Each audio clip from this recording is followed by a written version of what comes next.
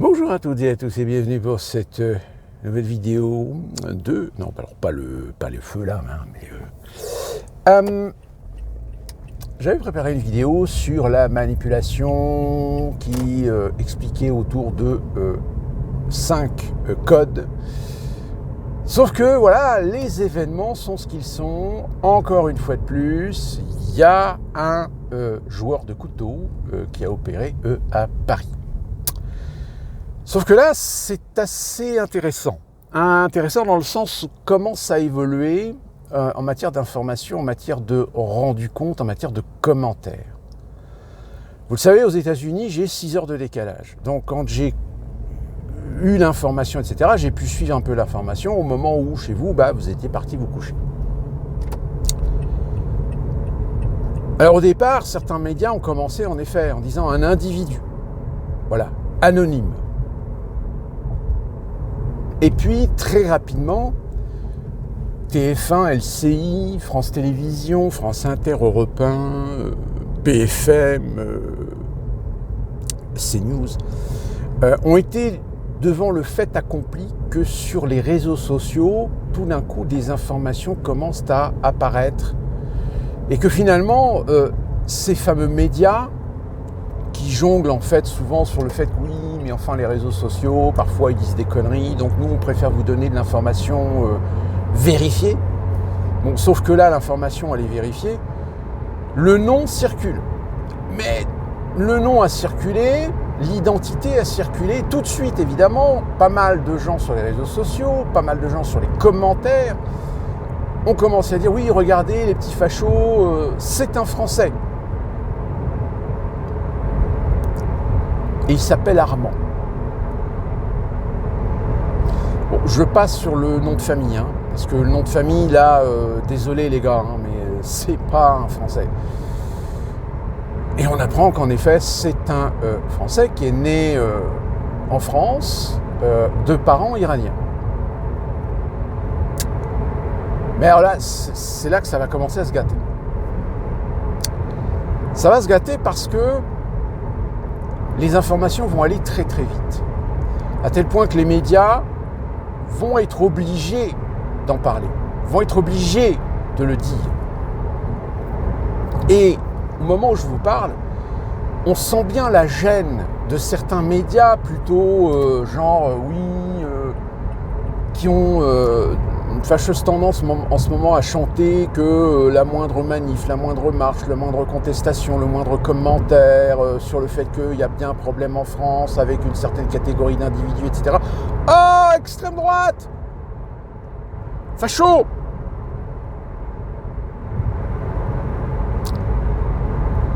Alors déjà, il y a un point qui est assez intéressant. Si je me trompe, rectifiez-moi dans les commentaires, mais Armand, et d'ailleurs regardez bien, vous avez certains médias qui mettent sur le prénom un D. Donc évidemment, Armand avec un D à la fin, c'est un prénom bien français. Donc là évidemment, les gauchistes, etc., oh, regardez, en plus, ils portent un prénom français. Sauf que non, il n'y a pas de D dans Armand. Et que deuxièmement, ça ne se prononce pas Armand, mais Arman. Sauf que vous entendez Armand. Alors que je suis persuadé que c'est pas Armand, mais bien Arman. Donc là, évidemment, entre Armand et Arman, même si tu es né en France, très clairement, tes origines ethniques, familiales, voilà. Alors c'est pas fini. Très vite sur les réseaux sociaux, certains commencent à balancer l'information que le mec il est pas tout blanc. Pire, encore un fichier S. Alors vous dites encore, oui, mais problème, comme je vous l'avais déjà expliqué dans des précédentes vidéos, être fichier S, ça veut pas dire que vous êtes un terroriste. Ça veut dire simplement c'est que vous avez des propos ou des activités qui interpellent ou attirent la curiosité des renseignements. Voilà, qui focalisent sur ce que vous êtes et ce que vous faites de ce que vous pensez pour savoir, je dis bien pour savoir si oui ou non vous êtes potentiellement un individu à risque. Voilà ce que veut dire un fichier S. D'accord ? C'est-à-dire que on applique un statut à un individu avec un potentiel dangereux, mais ça ne veut pas dire qu'il est dangereux dans l'immédiat, ça veut dire qu'il va falloir établir le profil de l'individu pour définir si oui ou non il faut une mesure à l'encontre de cet individu avant qu'il ne fasse des conneries.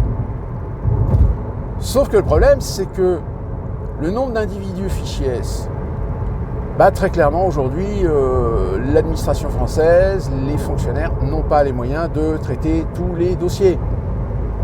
Donc malheureusement, quand vous avez un individu qui commet un acte terroriste en France et qu'on vous dit qu'il est fichier S, malheureusement c'est aussi une façon de démontrer que il y a évidemment un problème qui n'est pas par rapport à l'individu même sur la définition qu'il se doit d'être auprès de l'administration, auprès des renseignements, mais sur la qualification de l'individu, qui le définit, comment on le définit, avec quelle structure, avec quelle procédure, etc., avec quels outils. Et c'est là que ça coince. Parce que déclarer une personne fichier S, il y a des fois des moments où ça peut tomber sur une personne où finalement les services de renseignement n'ont pas complété les informations et évidemment on ne sait pas trop si finalement est-ce que c'est un déséquilibré qui ne ferait pas de mal à une mouche ou si au contraire c'est un individu avec un profil dangereux pour la sécurité publique. Donc voilà pour le fichier S. Sauf que là, le fichier S, il y a quand même un élément dans son dossier qui là ne met pas de doute sur la dangerosité de l'individu, c'est que le mec il a déjà été condamné pour tentative ou organisation d'actes terroristes ou un truc comme ça, et il a pris 5 ans de prison ferme. Sauf qu'on a estimé qu'au bout de 4 ans, on pouvait le relâcher dans la nature.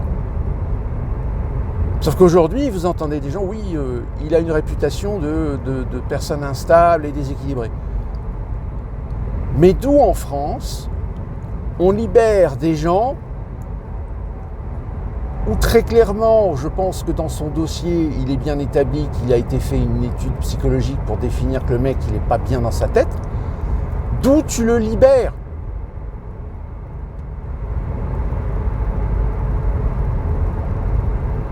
Alors évidemment, ça va encore remuer dans les brancards pour dire est-ce que finalement le système français, il n'est pas complètement dysfonctionnel.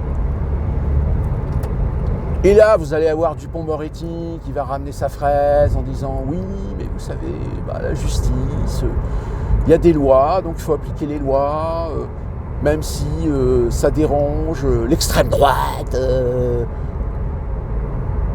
Voilà, c'est-à-dire qu'on va politiser encore l'affaire pour soustraire la responsabilité d'État, la responsabilité même du fonctionnement étatique de la justice et de la sécurité. Et vu qu'en ce moment, les mecs ils s'éclatent à vous faire de l'extrême droite un peu partout, à tort, à travers, de long en large et en travers, etc., vous allez voir qu'à un moment donné, vous en avez certains qui vont sur les plateaux télé vous sortir l'argument de l'extrême droite. Ils vont vous dire que le mec, s'il est passé à l'acte, c'est parce qu'il s'est senti agressé par l'ambiance nauséabonde de l'extrême droite. Bon, sauf que là, il y a un moment donné, je pense que ces gens-là, il va falloir leur expliquer que là, les Français, ils commencent un petit peu à en avoir ras-le-bol de vos conneries. Ils commencent un peu à en avoir ras-le-bol que vous estampillez d'extrême droite tout ce qui vous dérange. Et je dirais même, à force de remuer les chiffons rouges, vous allez pousser des gens à se dire « il y en a marre ». S'il faut que je dise les choses et qu'après on vienne me dire que je suis d'extrême droite, tant pis, je suis d'extrême droite. Et j'en suis fier. Parce que au moins mes propos Mes propos sont patriotes. Mes propos défendent la France, défendent les Français, défendent l'étranger, défendent les fils et les filles d'étrangers qui veulent aspirer à vivre en France en paix et en sécurité. Parce que ça, évidemment, il faut savoir que les Français issus de l'immigration, évidemment qu'on vous sort le coup de l'exclusivité de la clientèle de gauche, alors que vous avez aujourd'hui des fils et des filles de familles maghrébines, nord-africaines, noires-africaines, etc., qui aujourd'hui sont aussi dans le sentiment de se dire que finalement, il y a des gens qu'on estampille d'extrême droite, qui ont des propos qui, à mon sens, au vu de ce que je vis, au vu de ce que je vois, n'ont rien d'extrême droite, mais reflètent un réel.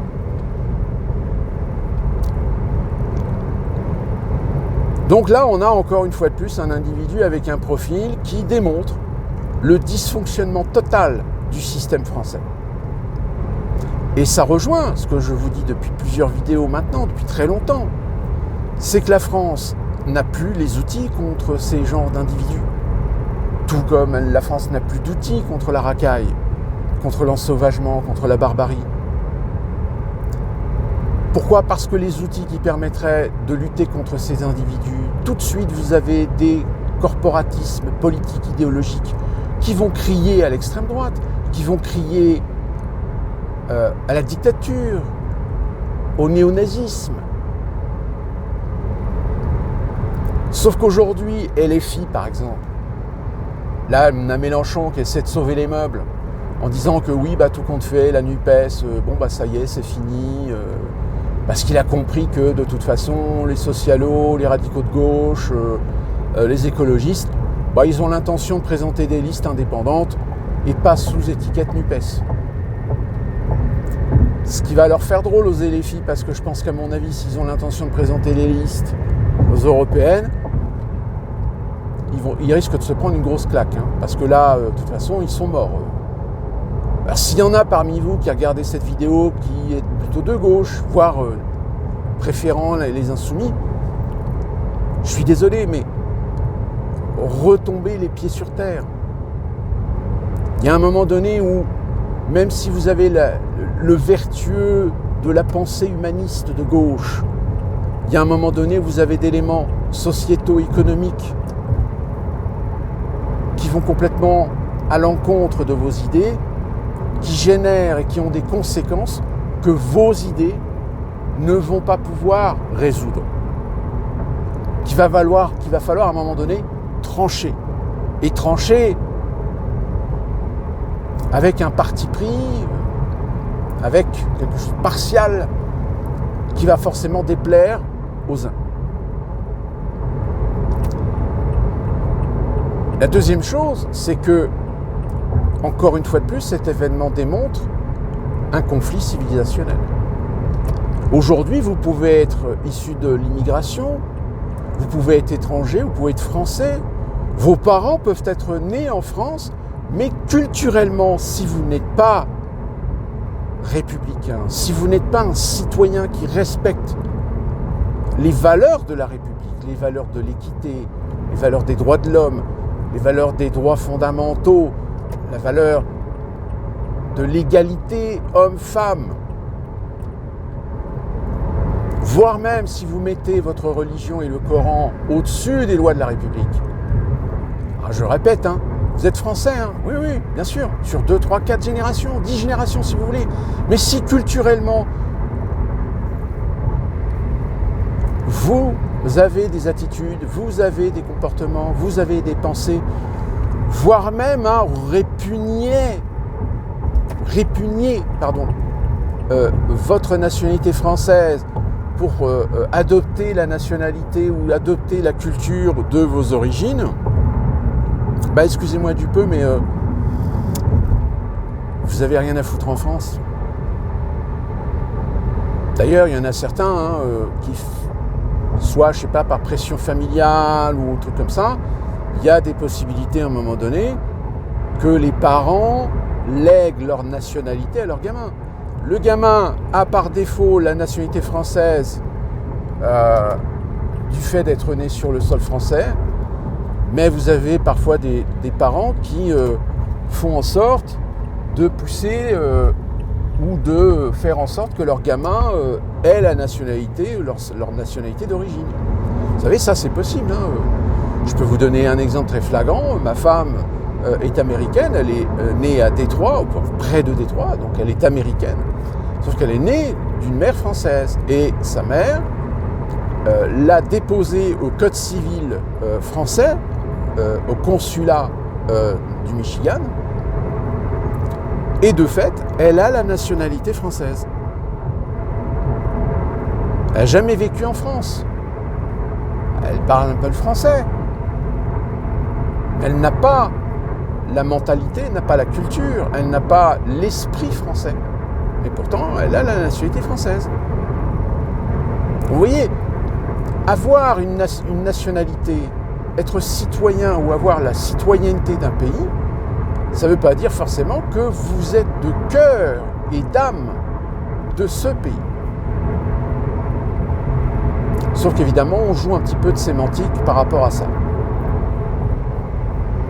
Donc là, c'est pareil, ça va remettre sur le tableau le fait que dès qu'il y a ce genre d'événement, vous en avez qui, dès qu'ils savent que c'est des Français, ah regardez, c'est des Français, ils sont des Français, donc les fachos, l'immigration, ça ne tient pas debout.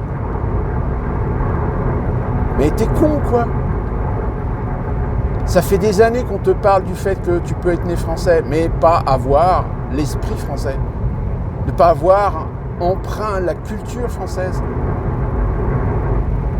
Comme je viens de te l'expliquer avec ma femme. Elle a la nationalité française, mais pourtant, elle n'est pas française. Elle n'est pas française de corps et d'esprit. Elle n'est pas française de cœur et de culture.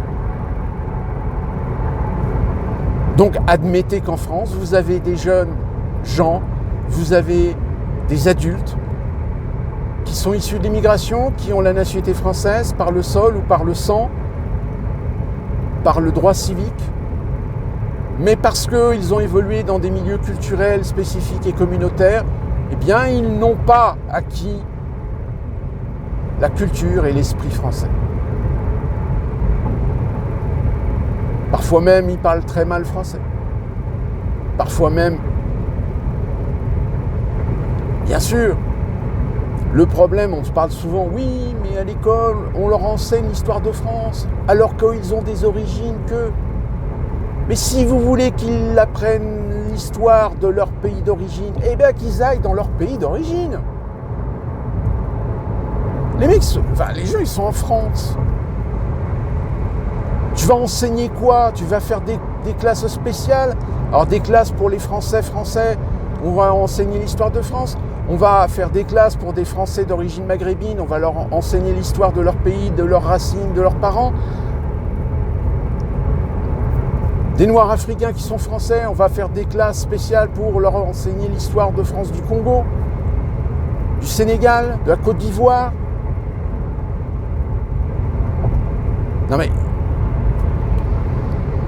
Et bien ça, mes amis, moi ce que j'appelle ça la déconstruction. La déconstruction dans laquelle on peut y ajouter le wokisme. Le wokisme est un processus qui fait partie de la déconstruction. Casser les règles, casser les valeurs, casser les principes, casser les bases fondamentales d'une société, d'un pays, d'une culture, d'une tradition. Sauf que là, évidemment, ça fait un peu beaucoup.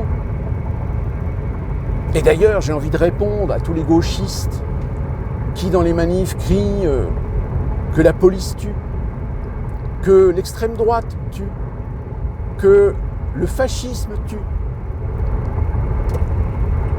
J'ai envie de leur dire, écoutez, on va faire une liste, d'accord? On va prendre une référence de 10 ans, les 10 dernières années.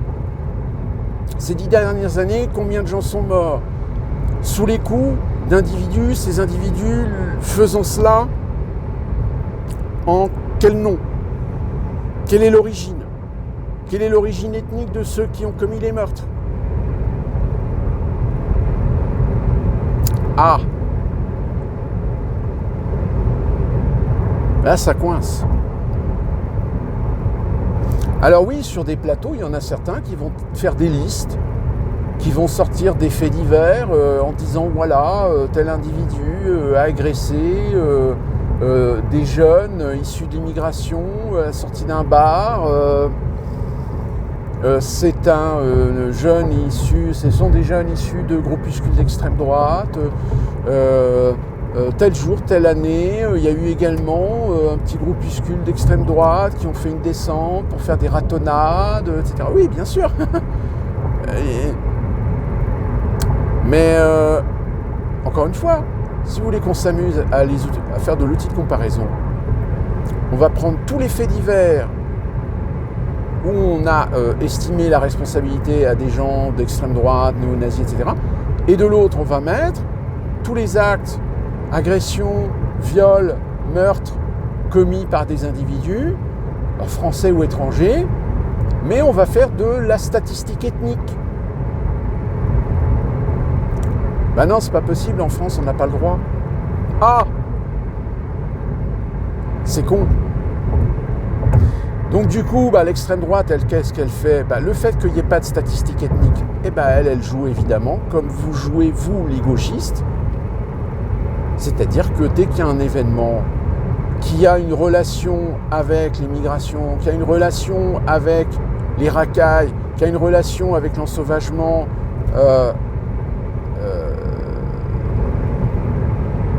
avec des individus issus de l'immigration, etc., c'est du pain béni. Tout comme vous, gauchistes, vous avez le pain béni d'avoir une manif qui a été organisée près du Panthéon avec, en effet, des groupuscules ou des mouvements assimilables à l'extrême droite ou à des mouvements de droite ou d'extrême droite. J'ai envie de dire, œil pour œil, dent pour dent.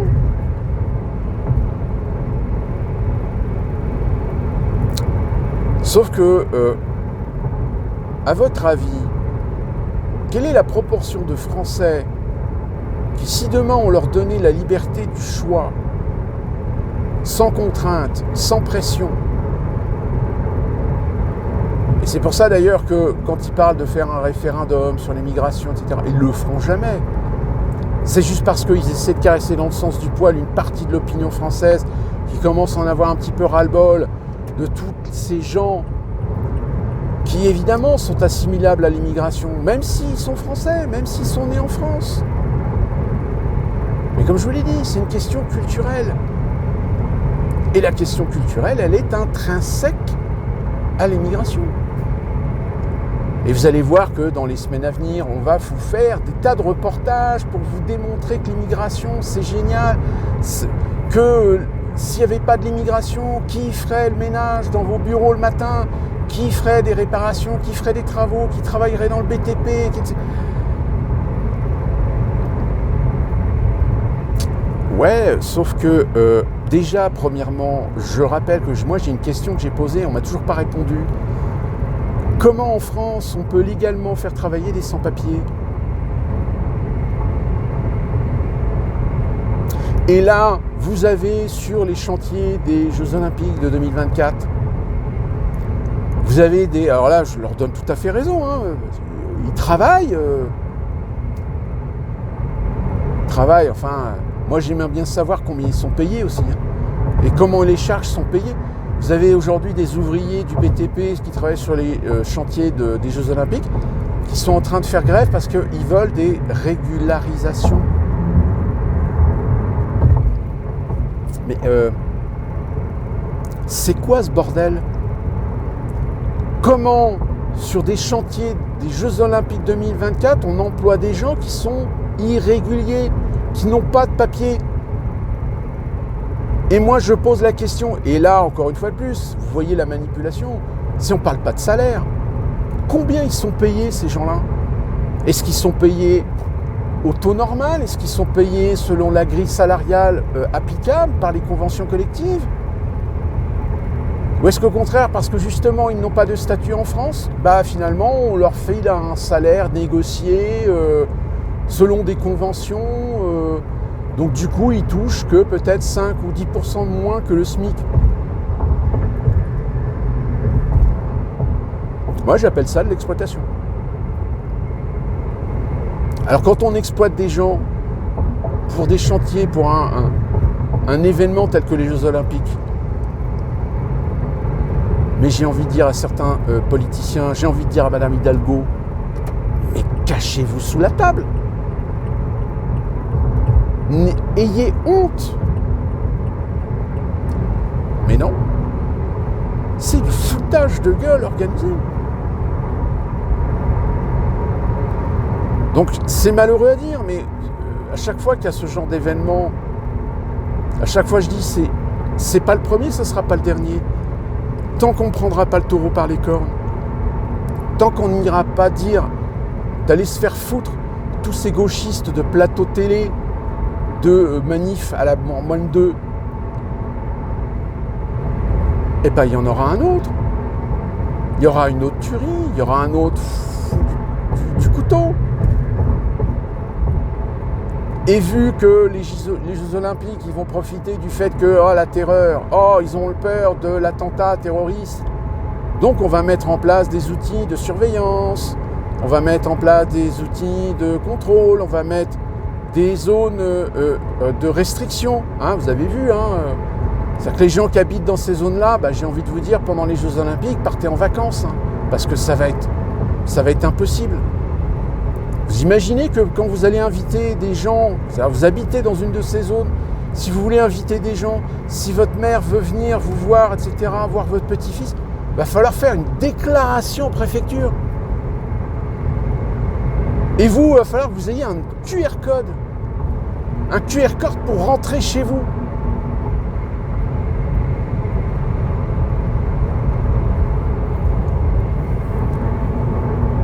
Non, parce qu'attendez, c'est pas une question, oui, mais je comprends, vous comprenez, les Jeux Olympiques, c'est un truc international, vu le contexte actuel, il faut bien mettre des mesures de sécurité, etc. Mais oui, mais le problème, c'est que les mesures de sécurité, d'accord, mais c'est que ces mesures de sécurité, elles ne sont pas temporaires, elles vont être préservées, elles vont être conservées, elles vont perdurer. Et j'ai envie de dire, en plus de ça, c'est des tests. Parce que le coût des zones de sécurité avec les QR codes, à votre avis, qu'est-ce que c'est les QR codes? Si ce n'est un test grandeur nature, pour demain mettre en place dans les grandes villes des systèmes de QR code par rapport à des taxes carbone, c'est-à-dire que vous ne pourrez plus accéder à la ville si vous dépassez votre quota carbone avec votre QR code. C'est-à-dire que vous aurez tous les accès des villes, il y aura comme vous avez déjà en France avec les fameuses taxes pour les routiers, vous savez, ces fameux portiques là, qui avaient été descendus par les bonnets rouges. Vous aurez ce genre de système qui pourra lire l'immatriculation, où vous aurez, je sais pas, un système. Et le nombre de fois que vous allez rentrer, sortir de la zone urbaine, il y a un moment donné où sur votre téléphone, tout d'un coup, vous allez recevoir un message. Vous avez dépassé votre quota d'entrée et de sortie avec votre véhicule de la zone d'émission de CO2 limitée. Donc, exceptionnellement, on te laisse rentrer chez toi, mais pendant 2-3 jours, tu ne pourras pas utiliser ta voiture.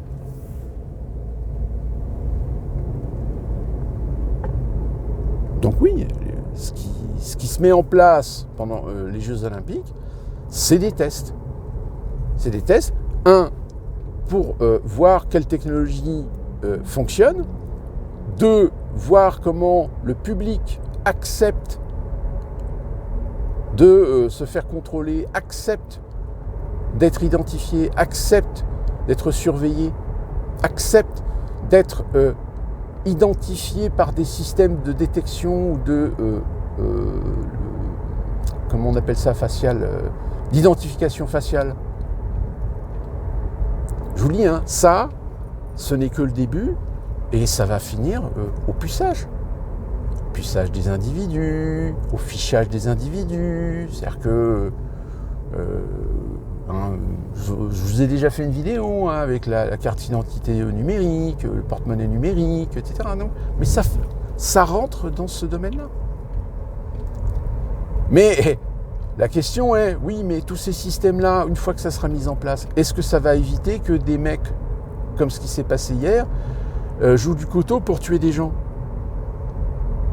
J'ai envie de dire, non. Parce que le mec, s'il a une cagoule et une écharpe sur le visage, il va passer à travers les gouttes de l'identification dans la zone. Et que même si les autorités, à un moment donné, repèrent l'individu, vous savez qu'en France, vous avez une loi que lorsque vous manifestez, vous êtes obligé de laisser votre visage à découvert. Ouais. Est-ce que c'est appliqué? Non. C'est encore moins appliqué quand c'est des antifas. C'est étrange, non? Donc malheureusement, encore un drame qui va faire monter la mayonnaise par rapport aujourd'hui de façon globale aux gens issus de l'immigration, aux étrangers et tout le tralala. Parce que malheureusement, dans une globalité sociétale, c'est quelque chose que malheureusement vous ne pourrez pas éviter. Vous ne pourrez pas l'éviter dans le sens où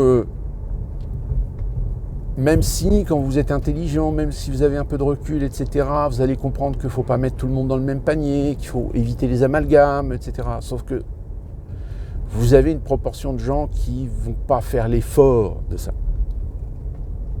Alors après, vous pouvez les traiter de racistes, etc., vous pouvez les traiter de fachos, etc., mais c'est un fait.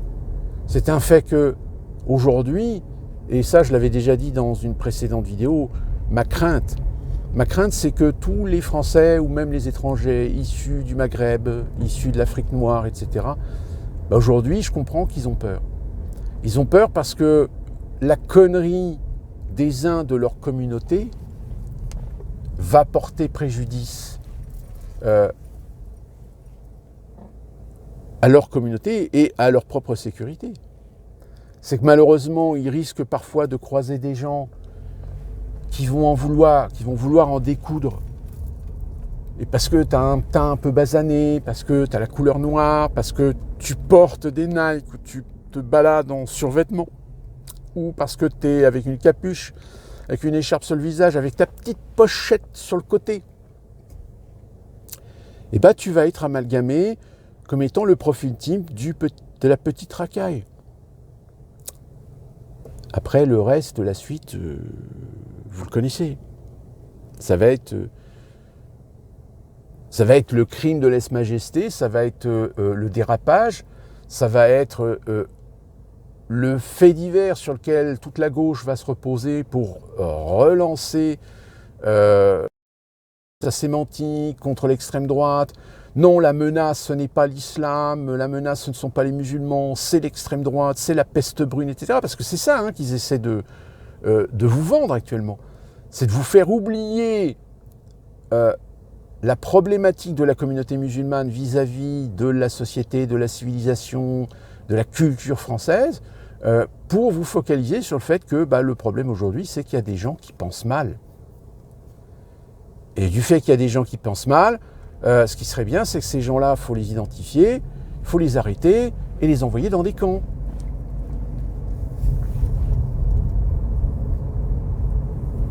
Exactement comme les antivax. Comme disait cette journaliste, Madame Gonzague, ou je ne sais plus, Madame Saint-Brix, etc. Les antivax, ceux qui ne veulent pas se faire vacciner, il faut les identifier, il faut les arrêter, les envoyer dans des camps de rééducation. Quand on arrive à ce genre de propos, pire quand tu es journaliste, que tu as une tribune, c'est que là, tu vis vraiment dans un autre monde. Et le fait que tu vis dans un autre monde, comme beaucoup d'autres gens qui vivent dans un autre monde sur le plan idéologique, en général, ça finit jamais mal, ça finit en guerre civile, ça finit en guerre civilisationnelle. Sauf que dans la guerre civilisationnelle ou dans la guerre civile, tous ces gens-là, c'est les premiers qui vont vouloir se carapater, c'est les premiers qui vont vouloir fuir la France, qui vont vouloir échapper au risque d'être chopés, au risque d'être lynchés.